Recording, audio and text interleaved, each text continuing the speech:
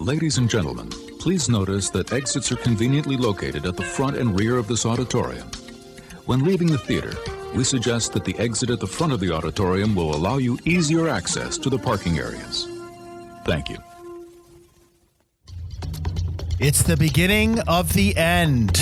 Da, da, da. Final season begins. That angers me that he can't fold that pizza. I had the same note. Wait, do you not like that part of the movie? Because that's the movie. No. I thank God every day I know the lyrics to Enter the Sandman. After brutal dumping. No, that sounds terrible. After I took a brutal dump. Hello, I'm Mike Field. And I'm Mike Butler. And you're listening to the Forgotten Cinema Podcast. Each episode, we highlight a film that, for a variety of reasons, was forgotten by audiences.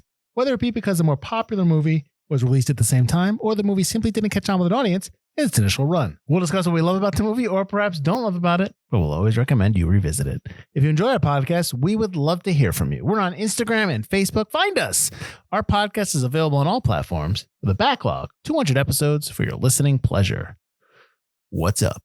Oh, nothing much. You know, my building's going to be destroyed in a couple of weeks, but you know what's cool is I've had a couple of trash can alien things. Yeah. And they're really fixing the place up really nice. So for no reason. They just kind of show up. I feel like, I don't know what they are, what their deal is, what their plan is. It might be world domination, but they fixed up my diner. So what the hell? Let's go. This sounds like batteries not included. What's that about? 1987's batteries not included. That's part of the synopsis? It's about okay. Frank You're stalling. I am. Frank and Faye Riley are an elderly New York City couple living in a depressed part of town. There, they run a diner as well as an apartment building. They don't run the apartment building. Not quite, but let's be honest. Nobody ever eats in their diner. True. Not until it gets fixed up. Which is home to a poor but friendly group of people. One day, Frank and Faye learn that a property developer wants to sell the apartment. This is a terrible synopsis. When they refuse, their diner is vandalized. However, Frank and Faye and their tenants are aided by, they're not their tenants, are aided by mysterious flying saucers, which help them repair the diner and fight back. Oh my God. Makes no sense. This synopsis is god awful. Batteries not included. Sorry. That's it. And it has a runtime of 106 minutes. Rated PG. Production budget of $25 million. Came out, which I did not know, on December 18th, 1987, a Christmas film, which makes a lot of sense. Mm-hmm. Opening weekend, it did $3.3 million. Domestic, $32.9. International, $32.1 for a worldwide total of $65 million. So not that bad. Not too shabby. Production company was Amblin Entertainment and Universal Pictures, and it was distributed by Universal Pictures. So it came out on the 18th of December. It went up against a wide release. These are the holiday films for 1987. You had Eddie Murphy Raw, Leonard Part 6. Oof. Overboard, the original Overboard. Leonard Part 6? That's what Bill Cosby, you ever saw that? It's just a movie, but there's no part 1 through 5. It's just called Leonard Part 6. Okay. Yeah, it's not good. It's almost on par with Ghost Dad. Wow. Yeah, exactly. In a limited release, you had Broadcast News, Moonstruck, and Ironweed. So that's pretty good. And Eddie Murphy Raw is really funny. What's that? Ironweed? Weed? Yeah, that's with Jack Nicholson. Weed? Ironweed. Do you watch movies? The week after, the 25th, which is the Christmas holiday for those who celebrate, is a wide release of Empire of the Sun and Broadcast News. It gets a wide release after it's limited, and it has a limited release on that day of Good Morning Vietnam. Not a bad holiday season. The week before, the December 11th, you had a wide release of Throw Mama from the Train, Wall Street, Nuts, and a limited release of Empire of the Sun, obviously, which came out wide on Christmas, Cold Steel, and The Wild Pear. I mean, I've heard of most of those. Yeah. How have I not heard of Ironweed? It looks cool. I don't know. I don't know what to tell you. You were born that year, so maybe that's why. Maybe. Like a mob movie? That's Halloween. Why is it? Whatever. You're right. Do you want to do Ironweed instead of Batteries Not Included? I have to go watch it. If everyone will wait, I'll go watch it. All right. Okay. This film is directed by Matthew Robbins, who's done Dragon Slayer, The Legend of Billie Jean, and the episode of Amazing Stories called The Main Attraction. And I bring that up because that is one of the more famous episodes of Amazing Stories. Because what is that, Butler? Which one is that about? You don't know which one. That's the one with train. That's the one where the two meteors land, and okay. he becomes magnetic, and then he meets the girl that also is magnetic, and they come together, and she's like the nerd, and he's the cool kid. That's always the one I remember in Amazing Stories. What's also funny is this started as an Amazing Story. Yes. So listen, if you're going to usurp the facts, listen, I thought you were going from there to there. No. I was going to go through. I was going to go to the 58 people that wrote this, and then. Yes, that's right. There are 4 screenwriters and 1 person who has a story credit. So I assume that none of these people work together except Brent Maddock and S.S. Wilson. I believe they were a team. So this story is from Mick Garris. It was written by Brad Bird, also written by Matthew Robbins, the director, and then written by Brent Maddock and S.S. Wilson. So we'll take that for what it's worth. I don't know who did what. I couldn't find any notes on that. As Butler said before, I don't know if you said this last week, right? This is Brad Pitt's feature film debut. I said that last week. Yep. So Mick Garris, who did the story, has also done Hocus Pocus and The Fly 2. Bird obviously has won 2 Best Picture nominations for the movie, for Best Animated Film for Ratatouille and Best Animated Film for The Incredibles. Obviously, he's also written a ton of other things like Tomorrowland, which is what we did. Mm-hmm. What's the recent one he did? He did recently. He did Coco, Toy Story 4. Right. He's basically the big Pixar Disney guy. Now he is. Yeah. But he Disney in general for the most part. True. He almost had Star Wars, but he declined it in place of Tomorrowland. Probably a smart. I love Tomorrowland, so I'll always say. He always says, I like his quote about Tomorrowland. Anybody would have done Star Wars. Yes. But only I could. Only I was going to do Tomorrowland. We need movies like Tomorrowland, but I'll get off that. I'll get off that pulpit. So Matthew Robbins also wrote this. He's done Mimic, Don't Be Afraid of the Dark, an episode we did, Butler, and Crimson Peak. He actually writes a lot of Guillermo del Toro stuff, or works with Guillermo del Toro on a lot of his scripts. It's a lot of del Toro credits. Maddock and Wilson have done Short Circuit and Tremors, amongst others.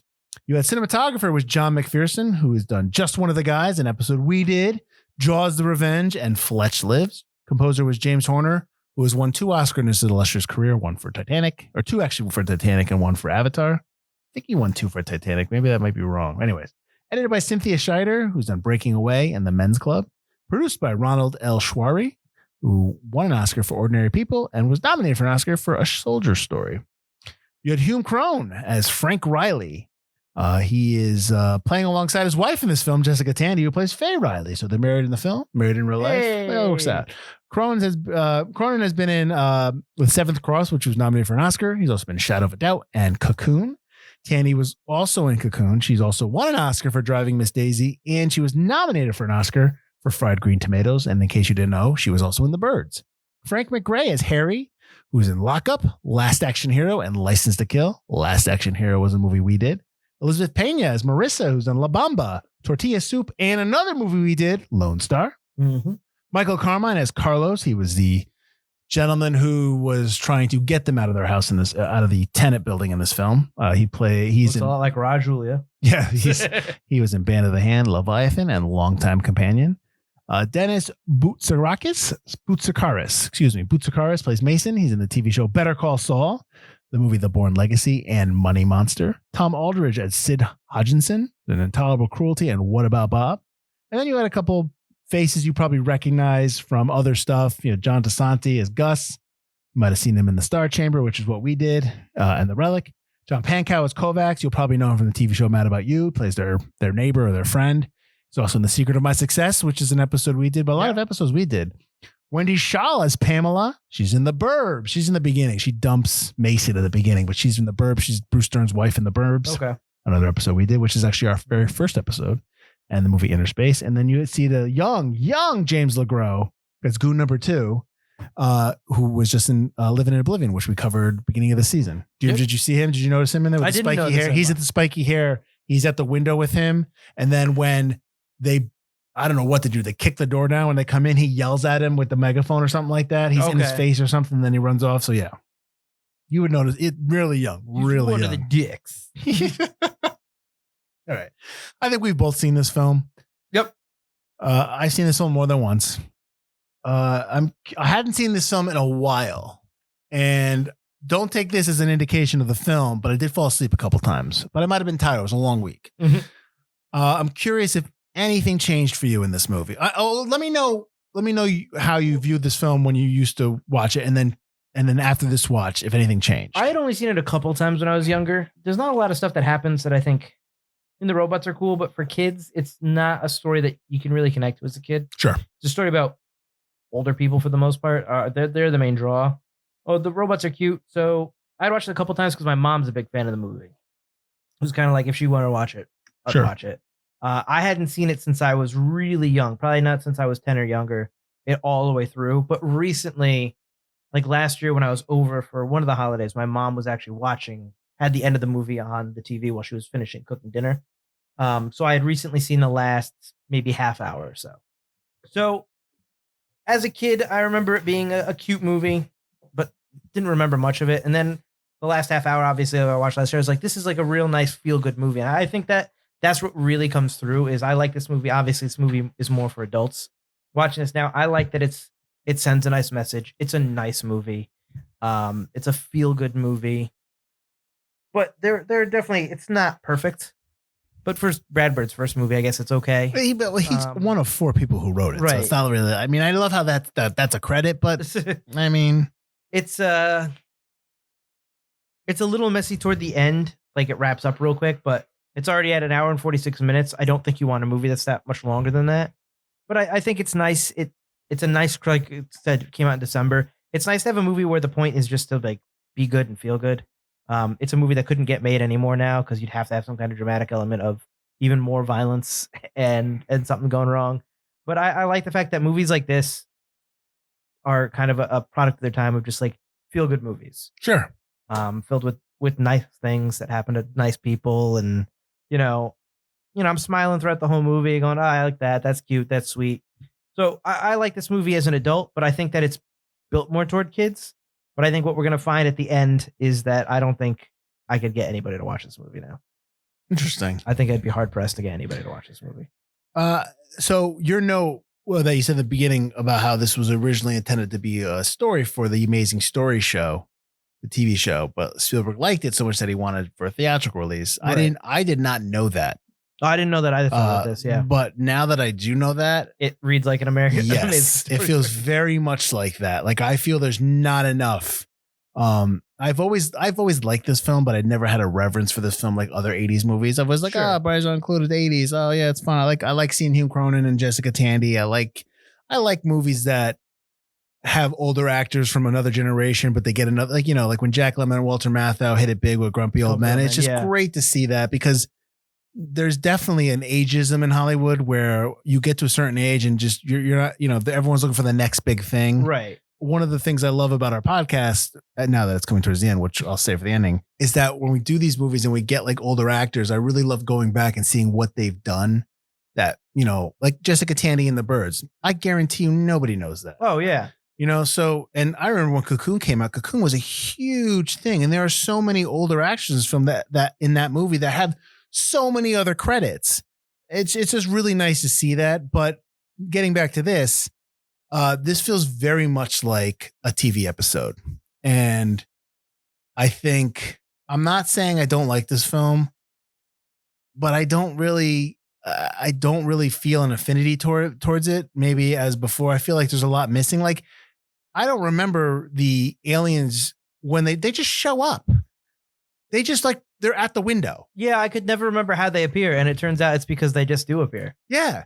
And I actually had to rewind it because I had gotten up to get like a soda or something. Mm-hmm. And I was like, wait, I wasn't up for that long, did I? I had to rewind it and be like, oh, no, wait, no, This is what I didn't miss anything. They're just there. They just show up. And it's like, for a TV episode, that makes sense because you're limited. Yeah. It's not really about that. It's just kind of about the one moment in time in an episode.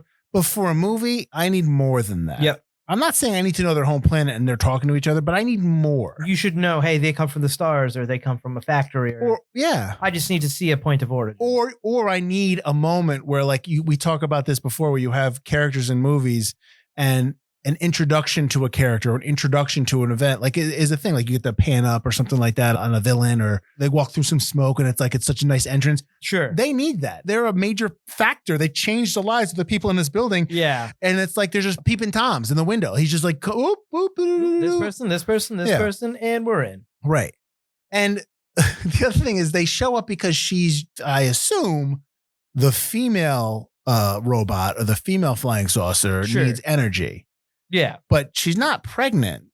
So she gets pregnant or they're gonna planning on nesting. Yeah. So that's the thing. Like I don't understand. So I figured they're like birds. Okay. So like birds will find their mate first and then figure out a nest. Yeah. Or some will nest first. Like the males will build a nest and be like, hey, you like what I built? And then you get the female and then boom. Yeah. Okay. So that's what I think. That makes They're like sense. birds. Because they're in the pigeons. Okay. Then the pigeon coup. Yeah. That makes sense. I think I need maybe that explanation to come from somebody, not Jessica Tandy going, what do you think they're going to do? It's like, okay, I don't need that, Faye. I need a real like, I need someone to make that connection. Like, hey, they're like birds. Yeah, I need someone to make that connection. Yeah, absolutely. So, yeah, I think that's my biggest note. It just feels like a television episode. Sure. And I think that it needed more. And maybe having 5 writers on it didn't help. But there's a moment when Harry opens a door and they play this song and he's lit. It's a slight downward angle looking up at him and he's lit a different way. And there's this music playing and I'm like, that's amazing stories. That's an amazing story shot right there. Well, there's a lot. So knowing that when I'm watching it now, I'm like, that's amazing. That's a shot. Amazing. Yeah. The shot when Mason goes in there and gets shocked and comes out and his hair's all up and it's just like, oh, silly, yeah. But that's the thing. Like all those little moments, the moments when he's jumping in the bread box and like, yeah, it just feels like a television episode big time. And like, I can't get that out of my head now. And especially after I read that note, because I had that note too. And then thinking about before we're going to record, I'm just like, man, it really is. And I think that this is one of those movies that if it came out now, I think I would be more critical of it because of that. I would be like, it's a TV episode. This isn't a movie. Sure. And I think that because it came out when I was 12 and maybe because I've grown up with it, maybe I'm not being as harsh, but I can get there. You know what I mean? Like, I just don't want to out of reverence, but like I can get there because I do feel that really strongly. I think there are like weaker points to this. Again, like you wouldn't see this movie now. That's the other thing is like, there are things in this movie I don't think it needs. There aren't necessarily things that'd be like, that's not what makes it a TV episode as compared to a movie. But some people would be like, you need that to make it a movie, like harsher stakes or a darker tone or something like that. It's like, that's not what this movie needs. I don't know what it needs, like elevate it up to movie stat, like explanation, obviously where the things came from. But it's like the feel goodness of it would be completely taken out of it. Yeah. But also, I don't think Amazing Stories, which it failed on TV already. You can't do amazing stories anymore. I tell you what, I think also maybe the struggle is as well as that it's struggling between, are we a kid's film or are we an adult film? That was my problem with it when I was like talking about it. Yeah. Because there's a lot of drama behind the whole, like, especially with, just take them Frank and Faye. Like you kind of get the idea of what happens, but basically what happens is their son gets into a car accident. He died when he was 18 in a car crash. But the last thing that Frank has a huge fight with him before he goes off. And the last thing he says to him is in anger, and he goes off and then he dies. And that is so much tremendous guilt for Frank to hold on to, that you understand why he's angry, but you never really see it until she yells at him on the stairs and he holds his head in his hands. And she's like, you've never loved Bobby. And she says that to him. That's why he gets the crazy once again. That's the only time you get that. Like, I need that. I need more of that. There should be more moments with Frank and Faye. And like, these creatures need to be here to not fix their building, but to fix them, to fix their fractured relationships. Right. Which you don't really get. And and here's the other thing. I don't like Faye's. They don't really tell you what's wrong with Faye, but you're supposed to assume she has Alzheimer's or dementia. Yeah. But then I read a note that they're saying that she got this way after Bobby died because she couldn't accept it. So that's the thing. They're not really saying that. Yeah. So, but I would rather have the opposite. I'd rather have, there's nothing wrong with Faye, but she's completely depressed. And maybe she's been medicated for most of her life because she's just depressed. And when these creatures show up, she doesn't need her medication anymore because she's suddenly found something to live for. Like that's like that. Like, see, to me right there, like there's a lot of drama there. And that feels like the movie I want to see. I want to know more about Harry and the whole thing. They talk about he was a boxer. Harry doesn't get enough screen time at all. Or enough dialogue. But they talk about how he was a boxer. He's like, he said, hell of a right. So, but they don't talk about like he has brain damage. And that's why he doesn't box anymore, because that's the way he is. But like, I want to know more about Right. that. I would rather just he doesn't want to fight anymore. Right. He spent his whole life fighting and he doesn't want. Right. Instead of being like that dumb bumpkin thing, which is almost like a trope back then. Right. And he's almost kind of not because he still fixes the robot and stuff. Yeah. Yeah. He's like the Lenny. He's like not Lenny. Mice and Men. That's Lenny. Is that, okay. Yeah. Yeah. Okay. He's like that character. Yeah. And it's like, But he's not. no, I know. I get Yeah. that. But no, I get that too. Yeah. So I like the fact that he's a pacifist. Like, explain that because he's like, hell of a right. Maybe here goes, I don't do that anymore. Like, he should be able to, he should be able to have a conversation, a voice his, it should be like, oh my God, he talks like that kind of thing. Everything else he says, nothing he says is dumb. Like, he just doesn't say it a lot. Like, I don't like when he says the title of the movie. When he, battery, he says it. They like, say it twice, but yeah, it's he like, also says it, come on. Like, so I think my struggle is that I think this movie, the potential of this film, if it was an adult film in terms of dramatic for adults rather than for kids, I think is something I want more now. I think that it's already not for kids. It's not enough for kids. There's not enough in it for kids. So go more into it. I like Jessica Tandy having Alzheimer's. I think that's a sad but realistic issue that older people have. And it is sad, but also that makes it more dramatic to try to get over something and discuss something that she is trying to hide and her Alzheimer's is making worse. But at a time when it comes out, that's when Frank has to actually talk to her about it. But just, she storms off and says, you never loved Bobby. That's a terrible thing to say to the man who's been taking care of you for 70, 80 years or whatever. To like, you never loved, like that, you don't know that. And like, he never has a chance to say, I did love Bobby. It hurts me just as much as it hurt you. But you don't get that moment because it's just like, now the house is going to be on fire because our robots ran away. And it's just like, they need to have these moments, these human moments a little longer to make it a more adult story and still touching and still a heartwarming story.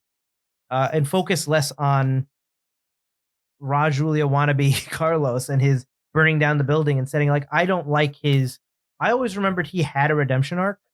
It's not enough in this. It needs more. It needs more. It's not enough of a redemption. Well, that's the thing. You need to have, and we always hate to rewrite stuff, but you need to have a second in charge command there who takes over and becomes the baddie. And then Carlos stops him. But he doesn't really stop him. He just gives you a fit, goes, you want to blow it up? Let's blow it up. Yeah, it's not done well. See, that's the thing. Like, if this movie's done now, if you're going to make it, but here's the thing, even if it's done now, if you're going to make it for children, there got to be kids in the movie. And there's no kids in the film. Yeah. You've got to have granddaughter, whatever. You have to have children in the film so that they can relate to the creatures robots. And the children relate to the children, relate to the creatures. You don't have any of that. So that's probably why you don't see this movie didn't do as well. You know, like, because you don't have any kids in the movie. I was a kid. I didn't care. Right. I watched it because my mom watched it. Now I'm watching it as an adult. I'm like, I like this. Yeah. But we both just sat here and said, like, we want the adult stories, the backgrounds to be fleshed out more.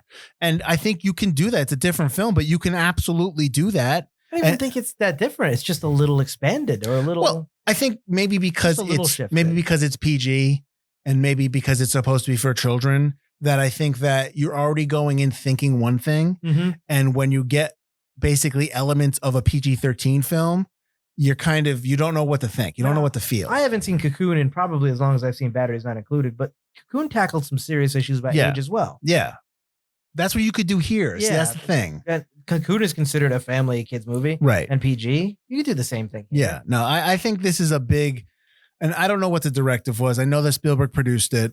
I don't know how actively he was involved with it, but I think the decisions behind the scenes in terms of the story, I think really kind of, it just kind of affected the movie itself. Is this movie that I would watch again with kids? Yeah, sure, of course. But I'm finding it very hard to really get behind it as much as I used to. Does that make sense? Yeah, I mean, it's got its flaws. I still like the message. I still like the feel good of the movie. I like the robots. Mm-hmm. They're still cute.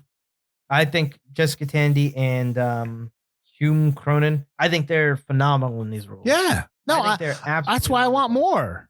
So I could definitely watch it still. But yeah, there's just a lot of lost opportunity. It's like, why didn't you focus on that? Or why didn't that? Or like Carlos, it's like, we don't need Carlos then. A redemption arc. If you're going to give him a redemption arc, give him a redemption arc, not just a 5-minute thing at the end. Exactly. And from the beginning, Carlos should have liked Faye. He should have always not wanted to hurt her. Yeah. Yes. But he goes nuts in that diner. Yes. Absolutely insane. He's irredeemable after that point. Yes. And that goes too far. Like harassing the people when they take your money or whatever, that's one thing. Like the rest of it is just like he goes too far. He can't be redeemed. He should definitely have an affinity for Faye. Absolutely. Yeah. I mean, because like he can't be a monster and then have some kind of just tossed away redemption at the end of 5 minutes without like he needs to answer for how he treated her, right? Or how he was. I mean, he's breaking into these people's homes. He's just walking in. The other thing is the robots are supposed to be what fixes everything in the movie, right? "Quote unquote" fixes. Yeah. They need to fix Carlos. Carlos needs to fall in love with the robots. Of course. Carlos needs to feel bad for murdering the one robot and help nurse that robot back to health or something. Yeah. And that's what makes Carlos a better person. Yes. But instead he just murders it and then he has nothing to do with the robots, which I don't like either. No, I think there's a lot of things that left on the table here that we could have addressed. You also get a nude painting for Elizabeth Pena. But it's art. In a PG movie. It's art. I don't think that's very appropriate. Well, listen, you saw sex in Titanic. You saw nudity there. It was PG-13. It's true. It's art. Artful nudes. It's art. It's for art's sake. Art's for art's sake. I took artistic license. I heard this and I didn't. I was like, there was a moment in the movie where there's music and I was like, that sounds very familiar. And I didn't realize until I saw the note that pieces of the music in this were used in Honey, I Shrunk the Kids. Oh, really? Yes. And I think it's in the kitchen scene when they're first going around. I'm like, that sounds really familiar. What's that from? And that's from Honey, I Shrunk the Kids. Okay, because I thought some of the music might have been from Amazing Stories. Well, I'm sure it's the same, everyone's, yeah. Okay. So did you see the note about the horror film that had to change its title? Did you see that note? No. So this movie was called Batteries Not Included, but there was a horror film that was also called Batteries Not Included, but it had to change its name because of the film. And it changed its name to Child's Play. I think I did know that. So Child's Play used to be called Batteries Not Included, which it's probably good that it's called Child's Play. Yeah. I thought that was, I really like that note. So I'm glad you didn't see it yet. So I'm glad I could able to tell you. I can't believe I missed that note. That's all right. That's why I'm here, for the facts and the notes. It's right there on the top. Did you see that the Sunday before its theatrical release that the movie theaters as a promotion offered free admission to the shows? Like they say they gave free tickets on that Sunday for the movie. I saw that. Advance showing. Like, do you remember ever doing that? I know that we've done that, but you had to sign up. We've done like the super advanced showings. They're like a week or two before the movie comes out. What were those called? The CC something? Yeah. Remember the special Tuesday shows that they overbooked constantly? We had to add theaters. Add 2, add 1, add 2, add 3. Yeah. It's like, but you have to get your opinion. What do you think? It was good. All right. I'll email it if they liked it. Yeah. Well, now I'm not at the theater anymore, but I made all those up. Oh, so did I. Yeah. I made those people up. I didn't take any interviews. I got time for that. There was one time I was cleaning theaters and somebody walked out. I was like, "What did you think of it?" I really liked it. That's my quote then. Yeah. Oh no, I made those quotes up. Yeah. 70% of the people said I really liked it. Yeah. I mean, I knew what they were gonna. No one says anything worthy of anything. They don't even care. Yeah. It's a free movie. No one's gonna know. Exactly. Yeah. Exactly. They didn't pay money for it. So back to this film. I cannot believe that woman wouldn't take it because they had terracotta, that she wouldn't put it under. When Mason brings the woman for the Preservation Society and he's like, right. Look at the terracotta. Look at it. I'm just like, what? All right, calm down. No one wants this. It's got to be at least a little redeemable.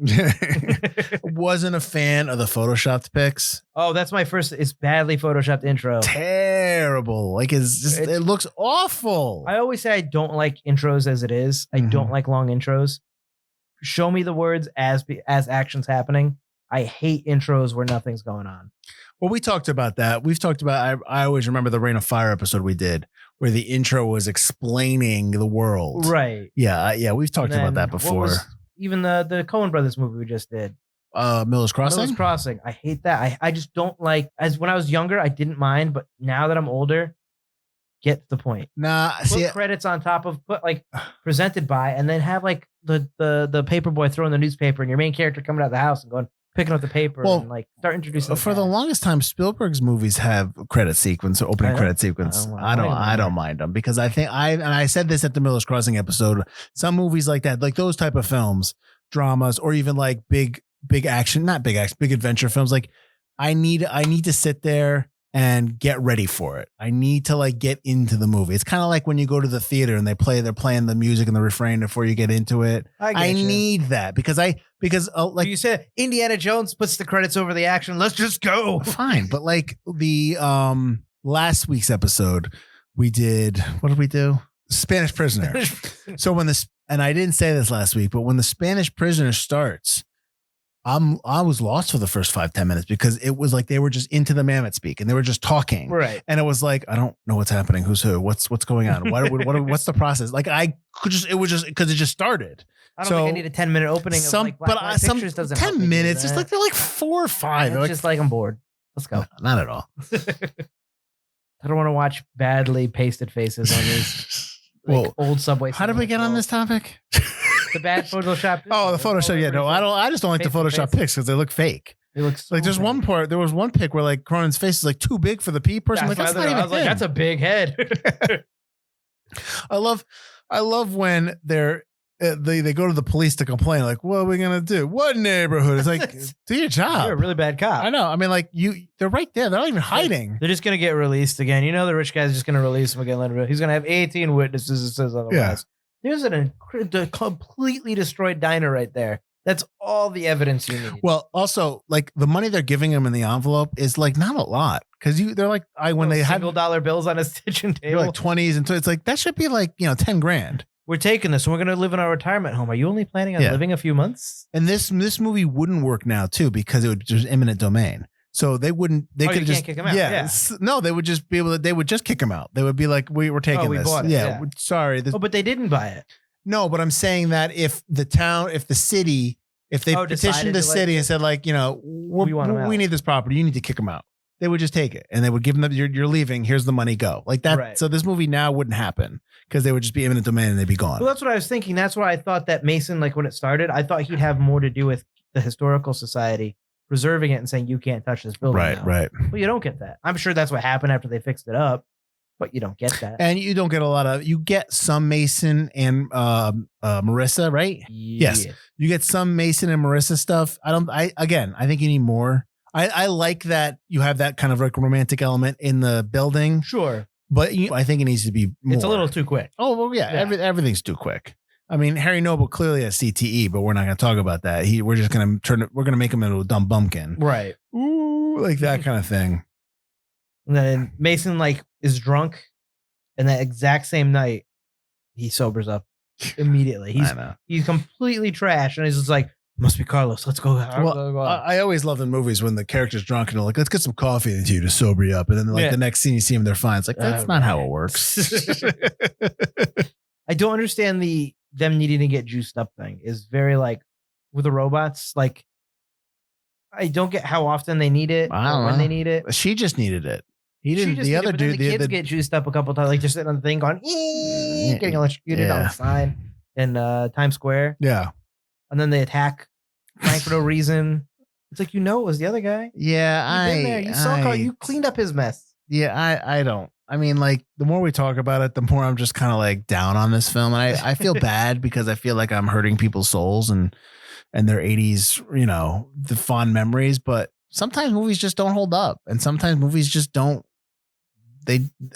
I just think there's a lot of lost potential in this film. I agree. I mean, I still like the movie. I think you're a little more down on it than I am. I just don't know if I'd watch it again. But I would still watch the movie again. I still like it. I think it's got a lot of heart.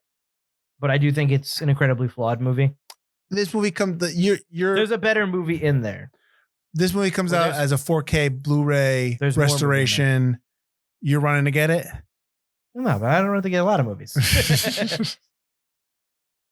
But this one was like, hey, let's watch this. And I was like, hey, let's watch Batteries. Oh, I'll watch it with her. Right. Watch it. It's not a bad movie. It's still a feel-good movie. You're right. It's not a bad movie. It's not a good movie either. But there's also very few movies like this that are feel-good movies. But you can't aren't so sappy that it makes me want to vomit. But there's plenty of movies like this in that time. See, that's the thing. I get it what you're saying, like in terms of now, back then. But there's plenty of films back in the 80s that are better than this, that are like this, that have that feeling. This feel good, that don't make me want to vomit. I got you. I understand. If you're comparing it to movies now, correct. Yes. What movies from the 80s are like this in terms of their message and their Well, overly this cheery exact attitude. message or a happy message? Like a happy, but like also just happy throughout, kind of. E.T. E.T. Yeah. Okay. Close Encounters. Close Encounters is kind of dark, Spielberg though. Yeah. films. Anything Not that's Jaws. well, kid Spielberg films. But even Close Encounters gets pretty dark because, everybody leaves. What's his face? Goonies. Dreyfuss' character. I was never a big Goonies fan, but yeah, Goonies is Okay, you don't have to. You told me to give you But examples. yeah. You don't have to be No, fan I of it. agree, yeah. Mac and Me. How dare you? Short Circuit. Short Circuit, yeah. One of the guys. Yeah, no, I know. I'm throwing it out there. That's what it reminded me. Short Circuit. When you said that, I was like, that makes sense. I mean, I've just given you a bunch. I got to give you more. Oh, that's good. Okay, good. Ooh, thank God. I mean, I'm trying to give you movies that aren't animated movies. That's why. Well, that's the thing. It's like the live action, but not sappy, that have like a little bit of like a amazing stories kind of bent to Sure. it. Where it's like, I can't. Well, here's the thing, brother. I can't give you that now. I couldn't tell you what. exactly. I'm trying to think of like something that. What's the one that came out that Adam Driver was in?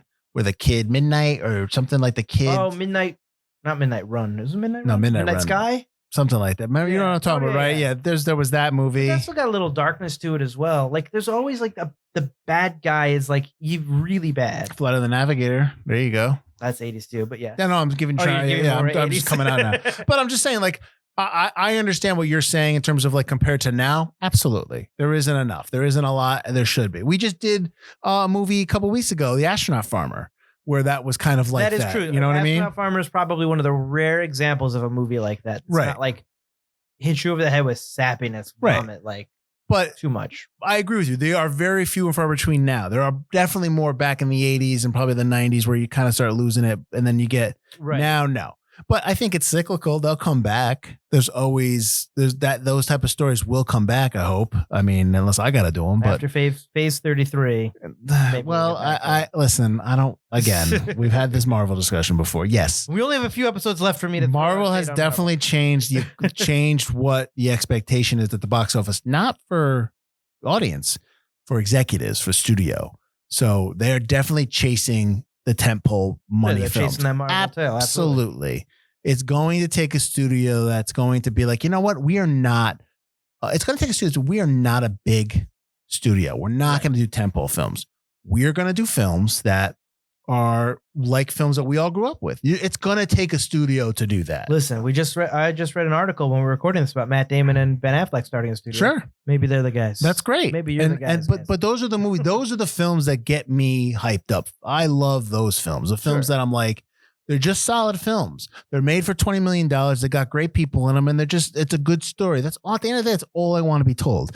And again, I'm not a comic book fan, so I really can't relate to the Marvel stuff as much as a lot of other people do. But like, let's just put it right now. We are doing this episode in December. This week, the Indiana Jones and the Dial of Destiny trailer just came out. Came out the same day as the Guardians of the Galaxy 3 trailer and the Transformers trailer. And an Ant-Man trailer. Yeah, I didn't even watch the Ant-Man trailer. But I thought Disney did that. Obviously, we're both huge Indiana Jones fans, and we're probably crying when we're watching it. It's a great trailer because it's just so reminiscent of those type of films. We love those films. Butler's always talking about, I want an adventure film. Where is the next adventure film? Well, you're getting one. Yep.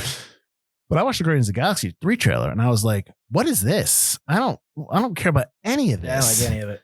I mean, I talked to yet another MCU podcast, Pat, which we're friends friends with entertainment partners and friends and whatever, colleagues and whatever. And he was like interested in the raccoon backstory, I'm sure, rocket I'm stuff. sure I'll Great. like that when I watch Fine. it. But the trailer, I was just like, yeah, none of this is funny, and none of this really interests me. I'm sure I like Guardians of the Galaxy 1 and 2. I'm sure I'll love it when it comes out. But yeah, I'm talking just a trailer of same. the It adds a trailer. trailer, yeah. Right. And you're right. It's more of the same. It's another Marvel movie, and it's like, that's fine. That's great. I'm glad it's out there, but there's no excitement level there for me. The thing is, if you told me, hey, we're going to release a new Batteries Not Included movie, I'd be like, all right, I'm interested. Yeah. Because I'd be like, what are you going to change that fix this? Yeah. But improve. Choose what you want. But here's the thing. My first question would be like, well, are you a kid's film or are you a drama for adults? You know what I mean? With that's kind of like, are you like, maybe not a drama, but maybe you were like a feel good adult film, like a Ted Lasso type thing. Sure. Which type of film are you? Because you know which type of film you are before you say you're going to do this. Yeah, no, I would find. I think it would. I don't mind a remake. I don't mind Oh, a absolutely, yeah. no, absolutely. But I'm saying I would be more excited about that than a Marvel film. Well, that's true of anything, man. I'd be more excited about anything than a Marvel film. Sorry, Marvel. Except for Blade. Do Blade right though. No, they canceled it. No, they're redoing it. Whatever. Anyway, I'll wait for Phase 8. All right, so then, who are we suggesting this film to? Anybody who likes feel good movies, anyone who likes movies from the 80s that have a reverence for this kind of thing. I feel like a lot of people like Batteries Not Included and know of it. A lot of people know of Batteries Not Included, but I don't know if a lot of people like my age have seen it. I know Elise had seen it before, and she was kind of watching it with me as I was watching it. She was laughing along and stuff like that. She enjoyed it. But I feel like there's a lot of other people that just watched they watched E.T. and they watched, I don't even think a lot of people my age have watched Close Encounters, honestly. Close Encounters is an amazing film. But like I think they would like this film because there's a nostalgia that was also attached to it that they might not like. It's always nice to watch like a 90s film. Like I talked about one of my favorite things I've watched on this podcast was Strange Days.